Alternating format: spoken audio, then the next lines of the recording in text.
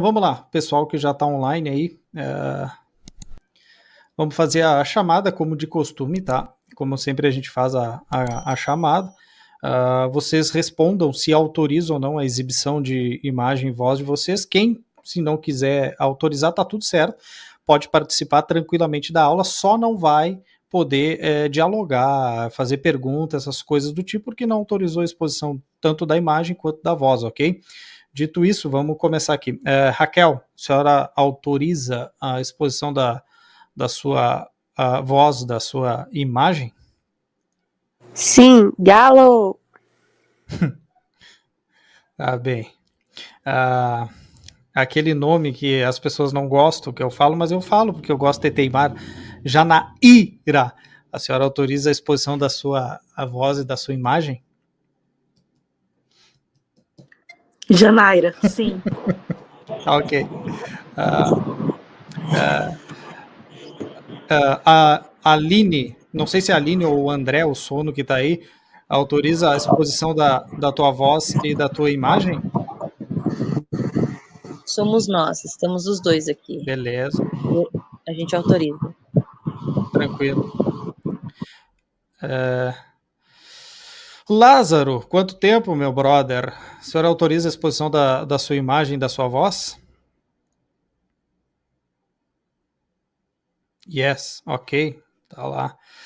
Irmã Valéria, a senhora autoriza a exposição da sua imagem e da sua voz? Sim. Ok. Então, gente, vamos começar então já. A chamadinha aqui inicial já está pronta. Parte 18 do livro, tá? É a página 114. Vou pedir aqui para os irmãos que me chamem, tá? Porque eu tô com a tela do PDF aberto aqui e eu não estou vendo vocês aí, tá? Então, como eu não estou vendo vocês, as pessoas que autorizaram a exposição da sua imagem e da sua voz, é só chamar, tá? Mas acho que vai ficar bem fluido aqui, não vai precisar. Opa, deixa eu só ver aqui. Permitido, ok. Então vamos lá. Parte 18, página 114. Antes disso, gente, eu vou orar aqui para a gente começar, tá? Pai, nós te louvamos por mais uma sexta, mais uma oportunidade, Pai, da gente nos reunirmos como igreja para aprender, Pai, um pouquinho mais de Ti. Essa reunião de estudo entre irmãos, onde o Senhor tem mostrado acerca das coisas futuras que em breve hão de acontecer. Muito obrigado por essa oportunidade, por podermos ter acesso a esses materiais, estudar mais da Tua palavra de uma maneira séria, de uma maneira objetiva, Pai, e sem toda essa exposição midiática e até um tanto quanto irreal, como é ensinado no nosso Brasil.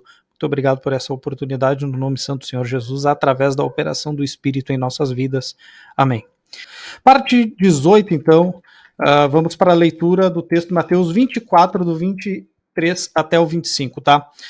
Então, se alguém vos disser, eis aqui o Cristo, ou ei-lo ali, não acrediteis, porque surgirão falsos cristos e falsos profetas, operando grandes sinais e prodígios para enganar, se possível, os próprios eleitos. Vede que vô-lo tenho predito. Mateus capítulo 24, versículo 23 e até o 25. Apesar de retratar o contexto do mais terrível período da rebelião e caos da história deste mundo, Jesus relembra aos seus discípulos que o aspecto mais importante da vida de uma pessoa é o relacionamento com Cristo. À medida que o texto avança na descrição dos acontecimentos que marcarão a segunda metade da tribulação, percebe-se que a prioridade número 1 dos salvos durante aquele período será de evitar que alguém se engane. O título é Eis aqui o Cristo. É fundamental cuidar para que ninguém se engane durante a última metade da tribulação, porque esse será o tempo em que o anticristo, também conhecido como a besta de Apocalipse, inaugurará o seu governo global e exigirá que todos portem a marca da besta para que possam comprar e vender. Texto de Apocalipse 13, versículo 17. É um período tão importante da história que Deus enviará mensageiros angelicais especificamente para proclamar o evangelho ao mundo inteiro e para advertir a todos das consequências de aceitarem a marca da besta, Apocalipse 14, do verso 6 até o verso de número 13. É um momento decisivo porque as pessoas que estiverem vivas na ocasião terão de tomar uma decisão quanto ao seu destino eterno. Tal decisão se baseará na escolha de crer no Evangelho ou de aceitar a solicitação do anticristo para estamparem a sua marca. Vou continuando a leitura aqui. Em geral, os textos de Mateus 24 e Marcos 13 são correlatos nesta passagem, ao passo que o texto de Lucas 21 a omite por completo. As passagens de Mateus e Marcos fazem referência a uma tribulação futura, enquanto o enfoque de Lucas concentra-se principalmente nos acontecimentos. Deixa eu só autorizar esse que pediu agora. Ok. Autorização concedida. Vamos lá. O enfoque de Lucas concentra-se principalmente nos acontecimentos que ocorreriam no primeiro século depois de Cristo. O que Jesus declara nesse texto? Nos versículos 23 a 25, Jesus pronuncia dois aspectos importantes acerca dos falsos messias. O primeiro aspecto é o de que o falso messias não se apresentaria de forma pública e notória. Preste atenção. Ele vai aparecendo, vou só fazer uma pequena digressão. Eis que o Messias está lá, está ali, está colar, está em todos os lugares. Note, há murmúrios, burburinhos de que supostamente está em tal local. Isso mostra o quê? Que ele não aparecerá, o falso Messias, ele não aparecerá dando as caras primariamente. Então esse é o enfoque aqui que o Dr. Thomas Reis quer trazer. O primeiro aspecto é de que o falso Messias não se apresentaria de forma pública e notória. O segundo aspecto é o de que o falso Messias realizará milagres com o intuito de iludir e enganar muitas pessoas. Sempre é um artifício dos falsos profetas, os supostos milagres, as curas. É assim que eles atraem essa grande multidão de pessoas que vira adepta desses curandeiros, que muitas das vezes são enviados de Satanás só para enganar os não eleitos. Tá? Deixa eu só permitir aqui e vamos continuar a nossa leitura. A procura do Messias em todos os lugares errados. O versículo 23 prediz que haverá rumores sobre o aparecimento iminente do Messias. Aqui o Senhor Jesus estabelece um contraste entre o falso e o verdadeiro. A estratégia enganosa do anticristo será repleta de boatos e insinuações, porém, a vinda do Messias será evidente a todos, ou a autêntica vinda do Messias. Meu Deus do céu, eu estou ficando cego, não vi o acento. Muito bom, parabéns. A vinda do Messias evidente a todos. Veja o versículo 27. Por que Jesus nessa passagem volta a advertir sobre o perigo do engano? Depois do que já tinha tratado dessa questão nos versículos 4, 5 e 11, creio que a resposta esteja na terminologia que ele usou para fazer a sua advertência. O Dr. Thomas Figart explica o seguinte, abre aspas para o Dr. Thomas Figart. Depois que a Judéia for evacuada, os falsos mensageiros enviados por Satanás perceberão a necessidade de se infiltrarem no meio daqueles que fugiram para os montes. A princípio, eles anunciarão que Cristo já voltou, dizendo, eis aqui o Cristo, ou ei-lo ali. Mateus 24, versículo 23. Então, para respaldar seu anúncio, eles realizarão grandes sinais, tá? É o termo grego ali, semeia. E prodígios, que é terata.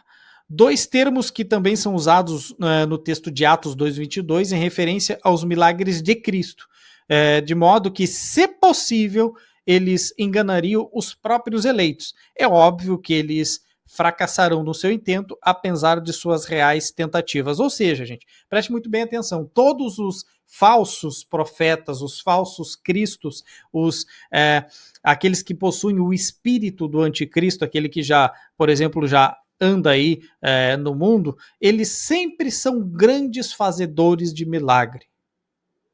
É por isso que a falsa religião geralmente é continuista. Não estou dizendo que os continuistas, todos eles são incrédulos e tudo mais. Tem muito crente lá no meio.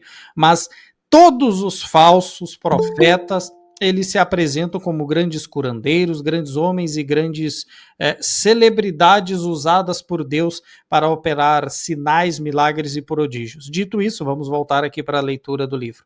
Robert Muns comenta: a questão central nos versículos 23 até o 28 é a de que os crentes em Cristo não devem se deixar enganar por falsos profetas que alegarão ter informações específicas sobre o paradeiro do Cristo. Tá?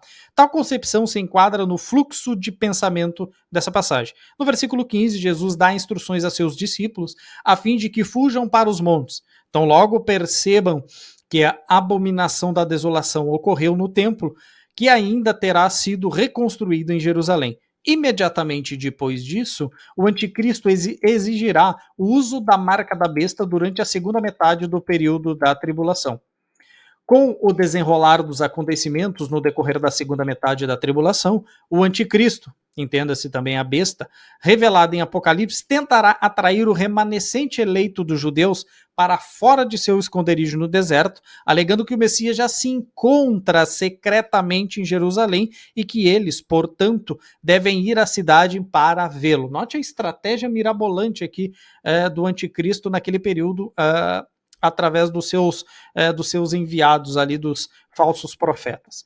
Essa passagem se correlaciona com os escritos do apóstolo Paulo em 2 Tessalonicenses capítulo 2 e com as palavras do apóstolo João em Apocalipse capítulo 13. Ambas passagens fazem alusão aos enganos instigados pelo anticristo. Se, por um lado, o texto de Mateus 24, 26 afirma... Deixa eu só conferir aqui, deixa eu lá permitir o próximo aqui. Chegou o nosso nobre Chapolin Colorado. Se por um lado o texto de Mateus 24, 26 afirma que os eleitos não serão enganados, o texto de 2 Tessalonicenses 2, do 9 até o 12, por outro lado, assevera que os não eleitos serão enganados como está escrito. Ora, o aparecimento do iníquo é segundo a eficácia de Satanás, com todo o poder e sinais e prodígios da mentira, e com todo o engano de justiça aos que perecem, porque não acolheram o amor da verdade para serem salvos, ou seja, rejeitaram o evangelho, né? É por este motivo, pois, que Deus lhe manda a operação do erro para darem crédito à mentira, a fim de serem julgados todos quanto não deram crédito à verdade. Antes, pelo contrário, deleitaram-se com a injustiça, 2 Tessalonicenses capítulo 2, do verso 9 até o verso 12. Uma pequena digressão aqui sobre esse texto, gente. É o seguinte, tem muita gente aí que fala em segunda chance no período tribulacional, ou seja, a igreja é arrebatada e aqueles crentes nominais que supostamente estavam ali no meio da igreja, eles teriam uma segunda chance. Mentira. Esse texto aqui quebra com essa história de segunda chance. Não há segunda chance. Se a pessoa ouviu o evangelho e não creu, ela ouviu o evangelho, não creu, ficou no período tribulacional, Deus aqui diz que enviará o poder, a operação do erro para esses, ou seja, a fim de que eles darem crédito à mentira e serem julgados todos quantos não deram ouvidos ou não deram créditos à verdade, antes, pelo contrário, deleitaram-se com a justiça. Então não há segunda chance. Se supostamente há um cristão nominal que supostamente ficou, que vai ficar com certeza, né? Não vai ser arrebatado porque não é participante da igreja, esse suposto cristão nominal vai ser enviado a operação do erro e então ele não vai poder crer, porque Deus enviará essa operação do erro e não tem segunda chance. Existe uma única chance. É ouvir a mensagem do evangelho e crer. Não creu? Passar bem, feliz Páscoa e desça de tobogã para o inferno. Claro que eu estou fazendo aqui abrindo algumas licenças poéticas para brincar, mas é um negócio sério. Arnold Gabelin esclarece que a parcela apóstata do povo judeu não é a única que será ludibriada por esses milagres enganosos. A parcela apóstata da cristandade, entenda-se os cristãos nominais, deixadas para trás, e eu não gosto desse termo que ele usou aqui, porque ele vai fazer alusão a alguém que foi deixado. Se foi deixado, não é crente, então ele não foi deixado. Ele simplesmente ficou naturalmente no mundo incrédulo, uma vez que ele era um incrédulo. Então, Risquem isso daí do livro de vocês, é uma terminologia infeliz. Então, aqueles que ficaram porque eram incrédulos por ocasião do arrebatamento da igreja, também será enganada e assolado pelos terríveis juízos daquele dia que está por vir. É interessante observar que Jesus recomenda a seus discípulos acerca desses anúncios falsos. Não acrediteis. Isso demonstra que o crente em Jesus, de modo nenhum, deveria acreditar em qualquer coisa que surja especularmente à sua frente. Pelo contrário, o que importa é fazer a diferença num momento como esse, a sua convicção, fazer a diferença num contexto como esse é a sua convicção bíblica, e a gente vê muitos e muitos e muitos crentes hoje que são adeptos a teorias da conspiração e não dão ouvidos à verdade bíblica. Vou abrir uma pequena pausa aqui para uma rápida digressão. Quem autorizou o uso da sua imagem e da sua voz pode comentar um pouquinho agora, se ficou com alguma dúvida, alguma coisa, para a gente seguir adiante. Aqueles que não autorizaram, se porventura forem autorizar, quando falarem, digo assim, eu autorizo a exposição da minha imagem e da minha voz, e pode falar aí. Pode falar, Calil. Eu autorizo o uso da minha imagem e da minha voz. Queria fazer só um comentário. O anticristo na grande tribulação, portanto, ele vai dizer que Cristo já voltou, né? Uhum. E que o reino já está instaurado e tal. A gente pode dizer, então, que os preteristas, pós-milenistas e expansionistas são um curso preparatório para a apostasia? Olha, é uma boa comparação. A única diferença é que nós não estamos no período tribulacional, tá? Então, nesse sentido, todo aquele que diz que o Messias já veio, o Messias está aqui ou está ali, ele está emprestando a sua boca para o diabo e fazendo uma prévia daquilo que será, por exemplo, no período tribulacional. Graças a Deus que eu não vou estar lá para ver essas coisas, mas quem estiver lá vai ter que ser muito sábio, né? Vai ter que ter muito conhecimento de Deus, ser muito iluminado pelo Espírito, para que não se engane, porque a tentativa de Satanás ali na figura do anticristo é fazer com que os eleitos, né, aqueles que não aderiram à marca da besta, portanto creram em Jesus Cristo no período tribulacional, eles saiam dos seus esconderijos para que eles sejam mortos, para que eles sejam pegos e tudo mais. É mais ou menos aí nessa pegada. Entendeu, Calil? Não sei se ficou claro aí. Não, foi uma indiretinha. Não, né? sim, eu entendi. Eu só dei uma cordinha. Mas pô, porque você vê, né? Bate bem com os caras, né? Por isso que eu falo, gente, às vezes a gente comenta assim e tal, e alguns irmãos ficam, nossa, meu Deus, como esses dias eu ouvi, né? Não, como assim você não considera eles irmãos só por causa de uma diferença? Cara, a questão não é diferença escatológica, a questão é que esses caras, eles têm atitudes e pensamentos iguais do anticristo, gente. Desculpa, mas não dá para levar esses caras em consideração. Tem gente que acha que escatologia é secundário. Pode falar, Jana.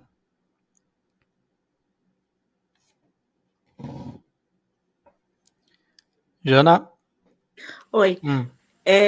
Não, a minha questão é mais ou menos quando você estava falando no início da aula, tal, sobre os anjos pregando, tem toda aquela situação da tribulação, os anjos pregando, mais os 144 mil, e aí depois você falou que não vai haver uma segunda chance, né? Sim. E essa pregação, esse testemunho, vai se dar para quem?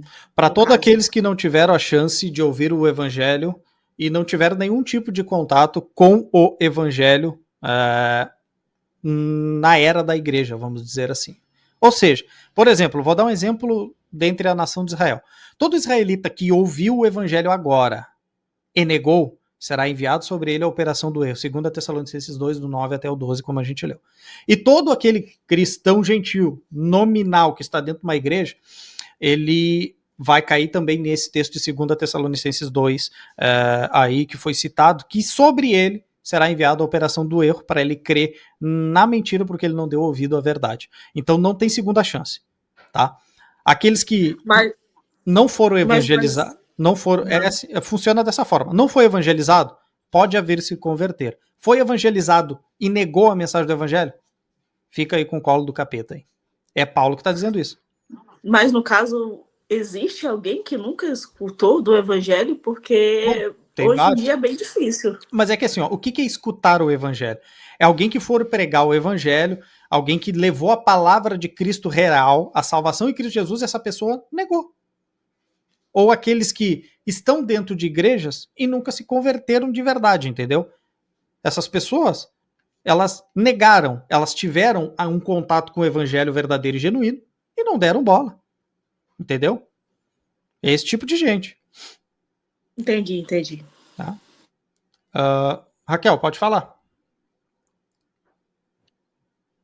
Não, é só uma dúvida, porque quando começou a live, estava sem a minha Bíblia. Você poderia falar, além do texto do Thomas aí, você está estudando algum capítulo específico da Bíblia? A gente está estudando Mateus capítulo 24. 24, beleza, Isso. eu vou abrir aqui. Ok. Podemos prosseguir, então? Calil tinha levantado a mão?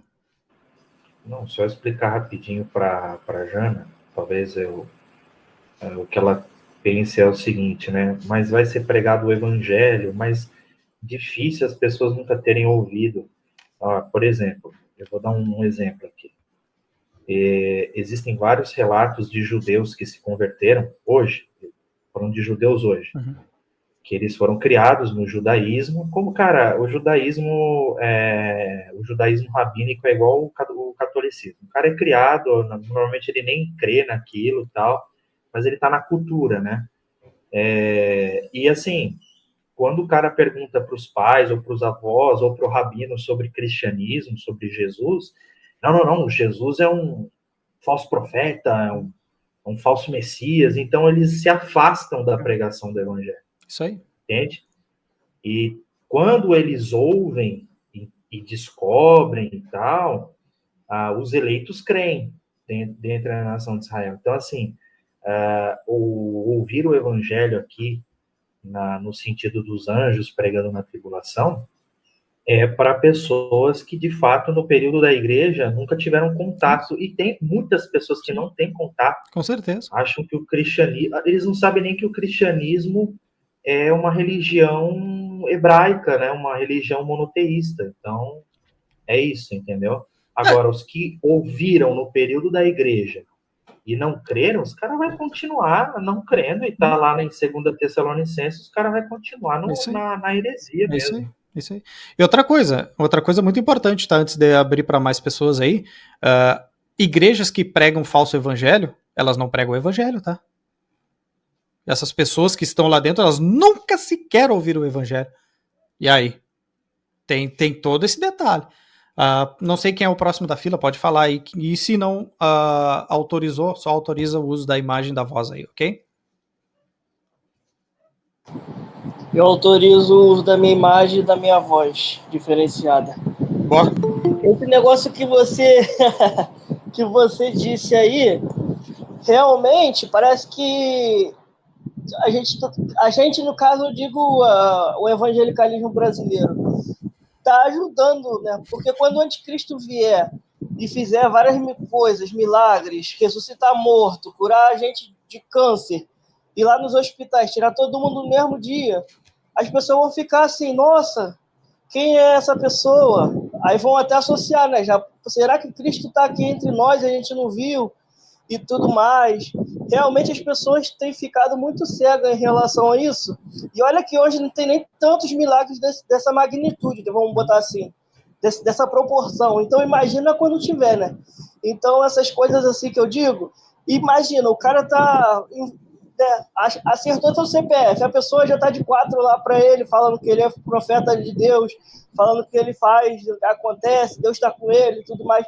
Agora tu imagina uma pessoa que chegar, ressuscitar um morto, curar uma pessoa de câncer, de AIDS, imagina quanta idolatria não vai ter para essa pessoa, né? Fico só imaginando aqui.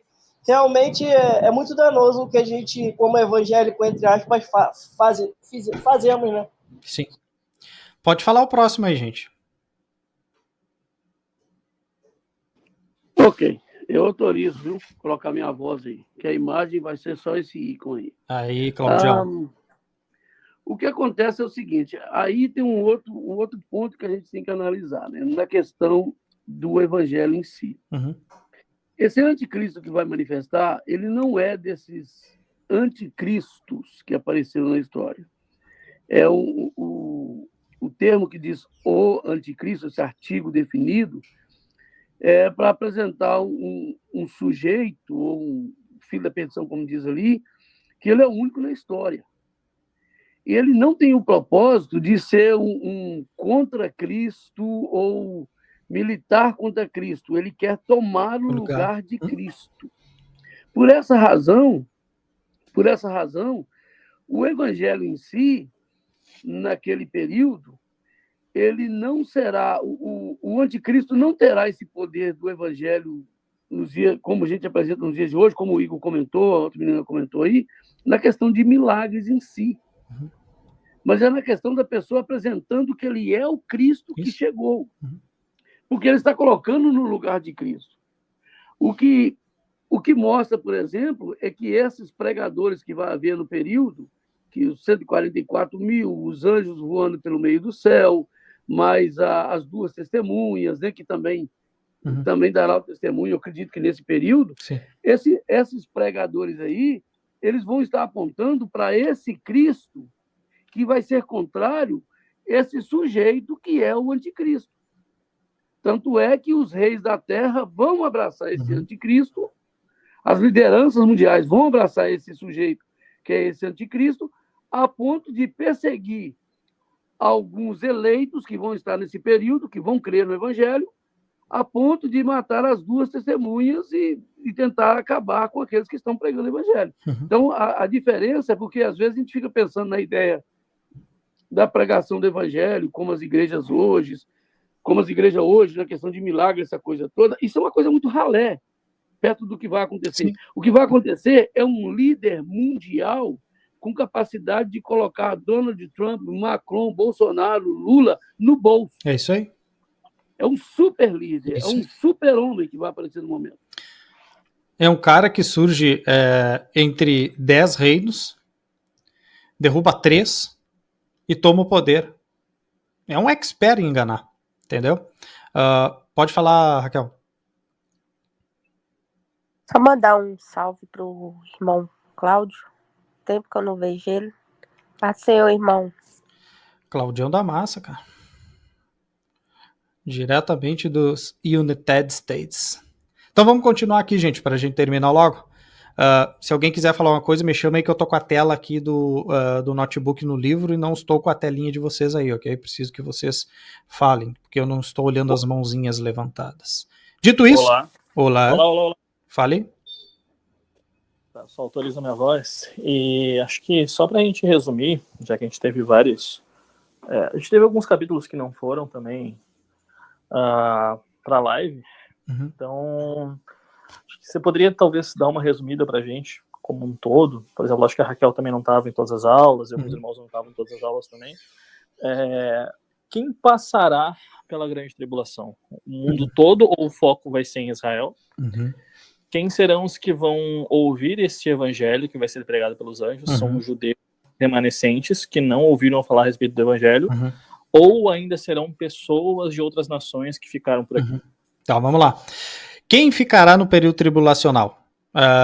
E em quem abarcará o período tribulacional? Ficará no período tribulacional todo não crente participante da igreja. Aquele que não converteu-se dentro dessa era da igreja, a saber, desde o começo dela, de Atos dos Apóstolos até o arrebatamento, esse pessoal todo fica. E aí fica judeus e gentios dentro desse período. A priori do período punitivo chamado de Grande Tribulação é sobre a nação de Israel e abrange o mundo todo, tá? Então, resumindo aqui as duas perguntas nesse pacotão. Tinha mais algum ponto aí, Alisson? Todos passam, no caso, por esse momento punitivo, mas o foco é a nação de Israel. Isso, exatamente. E nesse contexto... E com relação... Oi, pode falar. Não, e nesse contexto de Mateus 24, quando fala remanescente eleito, está mirando para a nação de Israel. Embora no período tribulacional, embora no período tribulacional se converterão, tá? Tanto judeus como gentios, porque a gente vê os mártires do período tribulacional.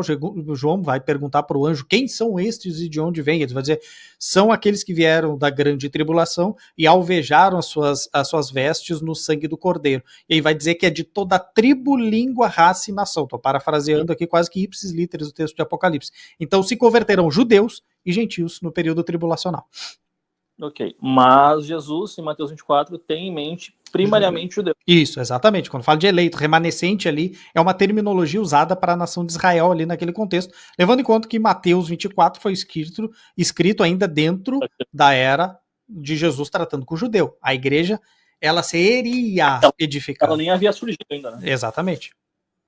Falsos cristos e falsos profetas. Assim como existem profetas verdadeiros que preparam o caminho para o legítimo Messias, Satanás também mobilizará falsos profetas que prepararão o caminho para o seu falso Messias, geralmente conhecido como anticristo. É comum dizer-se que o termo anticristo só ocorre na primeira epístola de João, capítulo 2, verso 18, e depois capítulo 3, verso 3. O que de fato é verdade. Contudo, o uso designativo falsos cristos no versículo 24 se assemelha ao modo pelo qual a palavra anticristo foi usada em 1 João. Robert Govett diz o seguinte: pela equivalência do termo falso Cristo com a palavra anticristo de 1 João 2, 18 e 4, 3, percebe-se o significado da preposição grega anti, no caso anticristo, não significa aquele que se opõe a Cristo, mas sim um falso Messias que aparenta ser o verdadeiro Cristo, que é exatamente aquilo que comentou o irmão Cláudio alguns minutos atrás. Isso é exemplificado com mais detalhes em Apocalipse 13, onde a primeira parte do capítulo, verso 1 até o verso 10, faz uma descrição da primeira besta, a saber, o anticristo, enquanto a segunda parte do capítulo, do versículo 11 até o versículo 18, explica a função desempenhada pelo falso profeta. Aqui percebe-se nitidamente o velho famigerado casamento da religião com um político, a qual, por este, será usada como base de apoio e sua influência. O falso profeta é quem usará o ofício religioso para angariar a lealdade das pessoas à besta e para influenciá-las a aceitarem a marca da besta sobre a mão ou sobre a fronte. Aí está a razão pela qual Jesus adverte contra os sinais e prodígios enganosos no capítulo 24 de Mateus.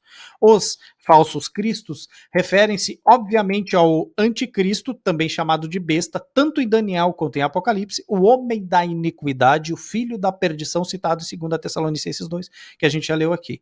A referência aos falsos profetas implica certamente ao falso profeta revelado em Apocalipse 13, do verso 11 até o verso 18. O texto de Apocalipse 19 e 20 faz um resumo das atividades e do destino final do falso profeta nos seguintes termos.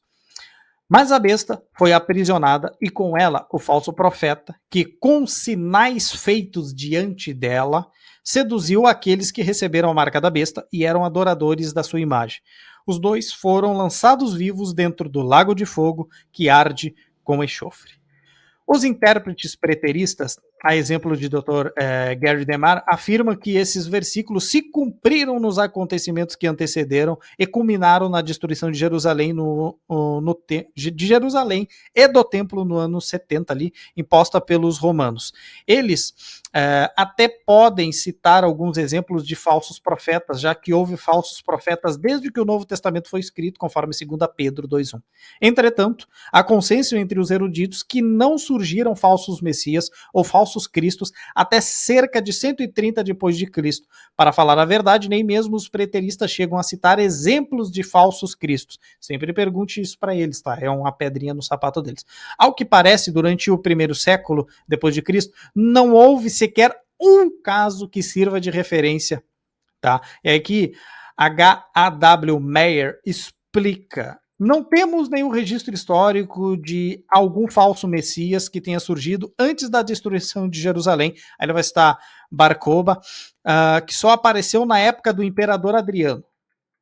Quanto a Simão, o mágico, de Atos 8:9, e Teudas, de Atos 5:36, e ao egípcio, citado em Atos 21:38, e Menandro e a Dositeu, referidos como exemplos, Teofilato, Eutimo, Zigâmeno, Grótius, Calovínios, Bengel, não tinham nenhuma pretensão de ser o Messias. Compare Joséfo, Antiguidades, aí ele vai citar 20, 5.1, 8.6, Guerras Judaicas, o livro 2 ali, 13.5. Em seu discurso, Jesus contempla um tempo que ainda não se cumpriu na história. Ele previu um tempo de tribulação durante o qual o remanescente judeu terá de fugir para os montes, assim que constatar a abominação da desolação. Os falsos profetas e os falsos messias tentarão atraí-los para fora de seu esconderijo nos montes, porém os verdadeiros crentes em Cristo, entenda-se os eleitos, não se deixarão enganar, por já terem sido alertados por Jesus há muito tempo sobre essa cilada. E eu vou correr aqui, gente, porque o nosso tempo está acabando aqui. Deixa eu ver quantos minutos nós temos. Nós temos poucos minutos. Nós temos aproximadamente 20 minutos, então eu vou ler a última parte aqui antes que termine o nosso tempo. Sinais e prodígios enganosos. Nesse texto ocorrem as mesmas palavras, sinais e prodígios, que foram usadas para descrever os milagres realizados por Cristo e por seus apóstolos. Contudo, os milagres aqui mencionados serão realizados por falsos profetas e falsos messias, abre aspas nessa digressão. Nem tudo que brilha é o olho, nem todo milagre significa que é Cristo que realiza. Satanás tem os seus milagres e quem vem de religiões não cristãs sabe muito bem disso que eu estou falando, então não se espante, fulano de tal faz tantos milagres. Isso não quer dizer bulhufas nenhuma, haja vista que a religião aqui do falso profeta e do anticristo é cheia de milagres. Dito isso, contudo, os milagres aqui mencionados serão realizados por falsos profetas e falsos messias. Seria isso um sinal de que Satanás é um mero enganador e ilusionista, no sentido de que ele induz os seres humanos a pensarem que estão vendo um autêntico milagre? Ou será que isso deve ser entendido como fenômenos que não podem ser meramente explicados pela mente humana?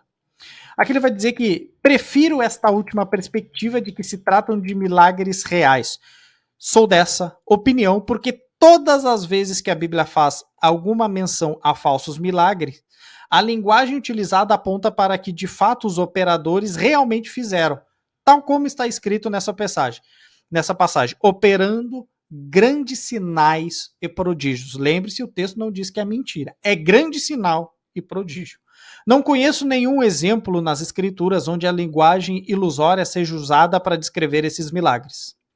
Em outras palavras, se a questão fosse iludir as pessoas com truques de fumaça e espelhos para que elas não pensassem estar diante de um milagre, parece-me que as escrituras teriam usado uma terminologia que indicasse isso. Poderia usar expressões simbólicas, discursos figurativos. Ao invés disso, a Bíblia utiliza palavras e frases que confirmam o fato de que esses falsos profetas e falsos cristos realmente operaram essas coisas. Veja, por exemplo, o capítulo 3 de Apocalipse, onde alguns milagres satânicos realizados pelo falso profeta são mencionados, abre aspas para o texto bíblico.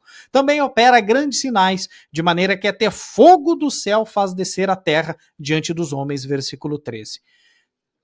Seduz os que habitam sobre a terra por causa dos sinais que lhe foi dado, preste atenção, lhe foi dado a executar diante da besta, dizendo que aos que habitam sobre a terra que façam uma imagem à besta e aquela que, ferida a espada, sobreviveu. Versículo 14. Aí no versículo 15 diz, e lhe foi dado comunicar fôlego à imagem da besta, para que não só a imagem falasse, como ainda fizesse morrer quantos não adorassem a besta.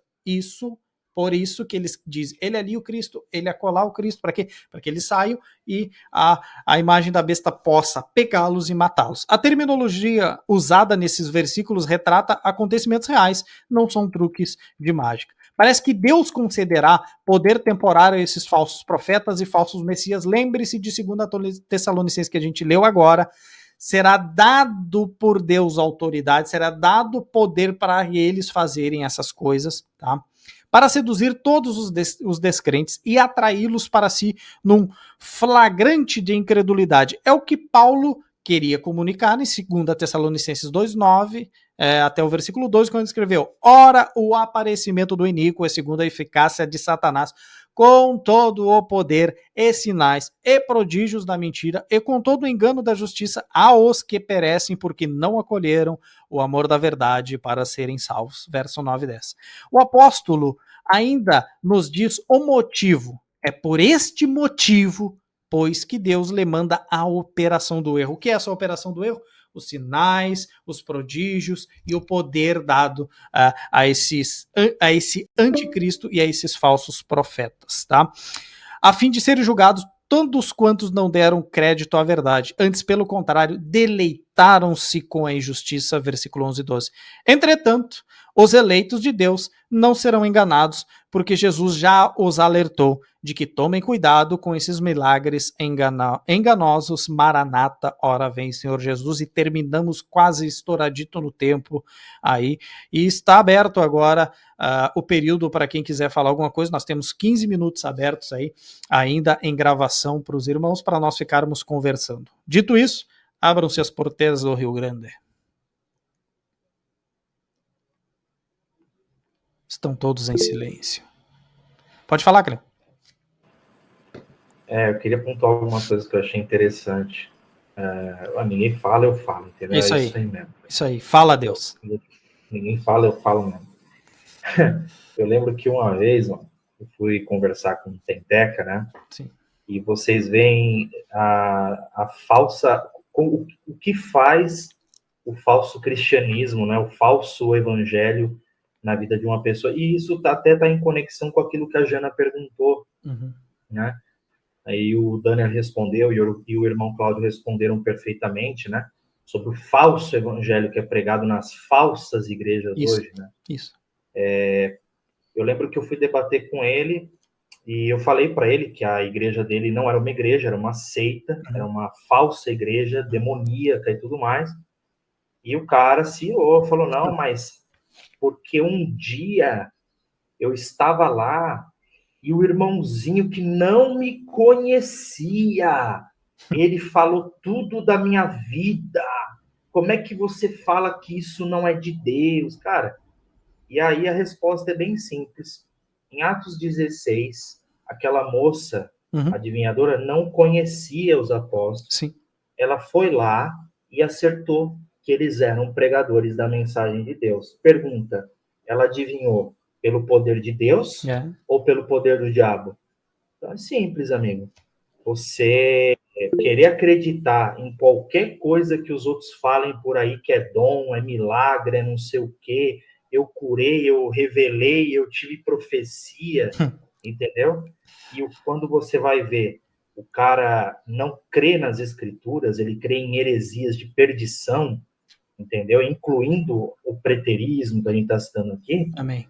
Não dá para levar em consideração essa pessoa como se ela fosse de fato um verdadeiro cristão, entende? Sim. Eu falo isso porque a gente normalmente fala dos pentecostais, mas tem muitos por aí pseudo-reformados e, inclusive, você vê, por exemplo, o Dr. Tomás Arce, ele cita aqui, ó, aqui percebe-se nitidamente o velho e famigerado casamento da religião com um político, a qual por este será usada como base de apoio e influência. Gente, tem pseudo-reformados, aí os puritaninhos de WhatsApp, aí os presbiterianos de desigrejados, que os caras defendem teonomismo, Sim. que é o quê? Volta de monarquia. Sim.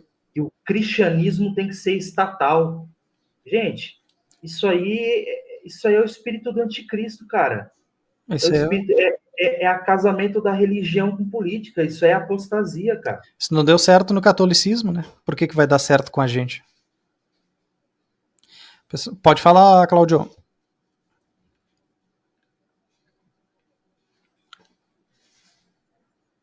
Cláudio? Pegando uma carona no que o Calil está falou, né? A respeito aí do movimento pentecostal e da profecia de quem não te conhece, aí é uma coisa muito legal que o pentecostal deveria compreender. Eu, se eu fosse pentecostal e tivesse que crer em uma profecia de vidência falando do meu futuro, eu queria observar algumas coisas. Primeiro, a teologia desse cara tinha que ser 100%. Tinha que ser uma excelente teologia. A segunda coisa, eu gostaria que fosse uma pessoa que me conhece. Porque ele teria que me profetizar para mim conviver comigo. Agora, o que não me conhece, que vai me ver e vai desaparecer, ele pode lançar a profecia que ele quiser. Isso aí. Ele não vai ter responsabilidade. Daí a razão que o texto de Deuteronômio 13 e Deuteronômio 18 faz esse teste com o suposto profeta, de que há o caso, por exemplo, de Deuteronômio 18, que vai dizer que esse profeta vai falar e vai cumprir. Sim. E vai convidar você para seguir outros deuses. E aí, o próprio texto diz, que o próprio Senhor diz, olha, mas eu estou enviando esse profeta a fim de testar vocês. Isso. A fim de testar vocês. Então, se eu tivesse de ser um pentecostal, eu queria nesse sentido. Eu queria um profeta que morasse na minha rua, que eu conhecesse toda a história dele, Sim. que a teologia dele fosse boa, e não um profeta que não me conhece. O que não me conhece, eu não acreditaria. Eu acredito naquele que me conhece, naquele que convive comigo, e que eu conte o problema para ele, porque se não cumprir, eu tenho como ir lá e pegar as pedras e atirar na orelha desse cara. Isso aí. É que hoje, infelizmente, não existe responsabilidade nenhuma, né? Bom, não dá para pedir responsabilidade para incrédulos, né? É tipo tu pedir por um jumento resolver uma equação de segundo grau, não vai dar certo isso. Mas é complicado, cara. O meio cristão, ele é extremamente místico hoje no Brasil e, cara, qualquer um que falar qualquer besteira em nome de Deus, os caras estão acreditando. Agora, tu abrir a Bíblia e pregar o texto bíblico, e somente o texto bíblico, isso não te faz conhecido, não faz o teu nome chegar em todos os rincões do Brasil. Falar a verdade te faz com que tu seja inimigo deles. Agora, se tu mentir para eles, eles são teu amigo, te abraço, de que homem de Deus é esse aqui? Mas não é, sabe? É triste, cara. É muito triste isso e, infelizmente, o Brasil, 99,9% das igrejas estão nesse caminho. As graças a Deus que existe sempre, os remanescentes fiéis, aqueles que não dobraram os seus joelhos para Baal ainda. Pode falar, Igor. É porque também hoje a gente entra muito nessa viagem de internet, onde tudo é programado antes, tudo né? É combinado antes para fazer teatrinho, né? Teatrinho para visualizar, para viralizar na internet. Então foi se perdendo também muita credibilidade, né? Muita credibilidade com essas manifestações, né? E aí hoje tudo realmente, tudo a gente tem que botar um pezinho atrás, tudo a gente tem que examinar pelas escrituras, tudo a gente tem que realmente saber se é de Deus ou não é de Deus, entendeu? Sim. Realmente é muito teatrinho e pouco evangelho, isso aí é verdade, isso aí eu tenho que concordar com vocês. Fala, Sabrina. Na verdade, não é por causa de internet nem nada, esses teatros sempre aconteceram, é que agora tem mais visibilidade. Bem mais. Tanto que a gente vê, antigamente aí tem aquele que falava que era dos Racionais, contando a história mirabolante de como ele sobreviveu sem pulmão. E mais um monte por aí, entendeu? O meio pentecostal sempre foi assim, é que agora é mais visível. Pode falar, Cláudio. Então, é esse o ponto também. O que a Sabrina comentou aí, ela tem razão, né? Se essas pessoas que realmente são profetas e se realmente são sérias, elas seriam responsáveis de provar para nós que elas são sérias. É isso aí. Não adianta eu chegar e dizer assim, olha, eu acredito que está acontecendo isso e que, infelizmente, tem pessoas que não levam a sério. Para mim, é a mesma utopia que você tem de ideologia esquerdista, do comunismo, por exemplo. O comunismo funcionou. Onde? Na mente. O movimento pentecostal funcionou. Onde? Na mente deles. Me fala onde eles falaram que a pessoa foi curada, que não foi cura de caroço debaixo do braço, ou um pulmão dele que estava inflamado que ele não sabia, ou um livramento que ele teve, ou um casamento que ele vai ter. Me dá um endereço, me fala. Me passa o telefone desse profeta que nós vamos tentar trazer ele para cá e contratar ele para trabalhar com a gente na igreja. Porque, pensa bem, um profeta que acerta todos e que realmente está dentro desse movimento e que realmente é usado por Deus. Me mostra um, me aponta um. Se apontar um, a igreja que tiver esse cara está feita, meu amigo. É isso aí. Ela está bem. Está resolvido esse problema. É que as pessoas que dizem que estão nesse movimento, elas não conseguem provar que esse movimento é real. Tanto é que fecharam as igrejas no Covid. Por que não mantiveram elas abertas, já que vocês tinham poder para mandar a doença embora? Não, mas aí não é quando eles querem, é quando Deus quer. Aí é quando Deus quer. Pode falar, Sabrina. É que eu esqueci que eu cheguei depois, eu autorizo o uso da minha imagem e da minha voz. Alisson, tinha levantado a mão. Vamos ver quantos minutos nós temos aqui. Ainda tem 5 minutos. 5. Seria bom levar esse pessoal no SUS, né? E tem gente lá, meu. Lá tem gente. Eu acho interessante. Seria muito legal, mas só que não vão, entendeu? Então, é sempre um desafio que eu faço para os continuistas, né? Eu sempre digo... Não tenha plano de saúde. Não tenha plano de saúde, entendeu? Eu queria muito, Alisson, que um continuista curasse a minha coxa direita para mim poder voltar a jogar bola. Então, aí os continuistas que existem... Mas é que isso aí tem um problema. Isso aí é falta de fé. Tá bem. Quando eu machuquei, eu era um incrédulo mesmo. Agora não sou mais. Isso aí é punição divina na sua vida. Tá bem. Alguém mais, gente, quer? Até porque jogar futebol é pecado, viu? Tá bem. Pode falar, Galil. Não, é impressionante que, cara, você pode ver, todo herege, de alguma forma, ele vai falar que ele é muito usado por Deus, que ele faz não sei o quê, que ele cura, que ele não sei o quê, que não sei o que lá e tal. Cara, e aí, sempre que você vai falar, não, beleza então, amigo, faz o seguinte. Inclusive, tem um aí que é desse jeitinho aí. Beleza, amigo, então você tem o dom de cura, você é apóstolo, tal, nossa, show de bola. Mas me mostra aí uma cura que você fez. Aí, o que o cara fala? Eu não posso mostrar, porque, veja bem, aí eu estou me exaltando, e a glória é só para Cristo. Eita. Aí fica fácil, né? Fica fácil, né? Aí fica muito legal, você não precisa provar nada para ninguém, né? Você não precisa mostrar nada para ninguém, e beleza, né? E aí, por exemplo, em Atos dos Apóstolos, quando fala que os sinais confirmavam o ministério dos apóstolos, dane-se, rasga esse texto da sua Bíblia. É isso aí. Né? E agora é um novo tipo, é o apóstolo anônimo, é um novo ministério levantado por Jesus Cristo.